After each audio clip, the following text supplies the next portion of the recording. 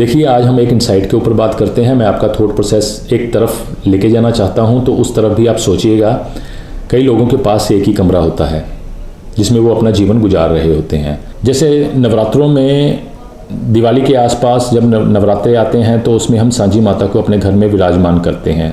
जब वो अपने देवता को या सांझी माता को स्थापित कर देते हैं, तो जब त्यौहार के दिन चल रहे होते हैं तो उनमें से कई ऐसे घर होते हैं जो एडिक्ट होते हैं, शराब पीने वाले होते हैं या कोई नशा करने वाले होते हैं। तो रात को जब उनको यूरिन का प्रेशर पड़ता है तो वो अपना घर से बाहर निकल के नहीं जा पाते, तो उसी घर में एक कमरे में जहां उन्होंने अपने देवता को स्थापित किया है, अपनी देवी को स्थापित किया है, तो उसके एक कोने में पेशाब करना शुरू कर देते हैं या पेशाब कर देते हैं।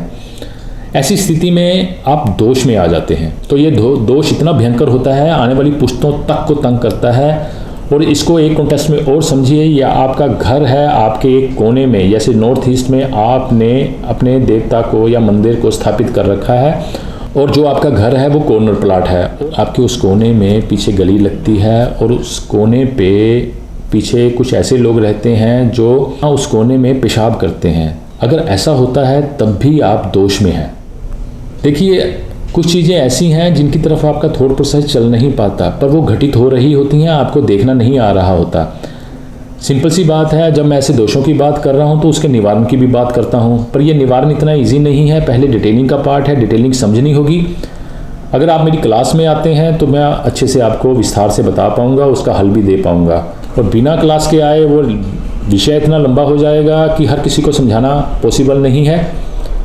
अगर आप कुछ चीज़ें ऐसी जूझ रहे हैं या दोष में हैं, या आप आगे नहीं बढ़ पा रहे, या आपको दोष समझ नहीं आ रहा, तो मैं अपनी क्लास में इन चीज़ों की भी डिस्कशन करता हूं, या उनको समझाने की कोशिश करता हूं, या उनको याद दिलाने की कोशिश करता हूं कि आपके क्या दोष चल रहे हैं, और इसका निवारण भी देता हूं कि आप उस दोष से कैसे बच सकते हैं, आने वाले समय में कैसे बचा जा सकता है।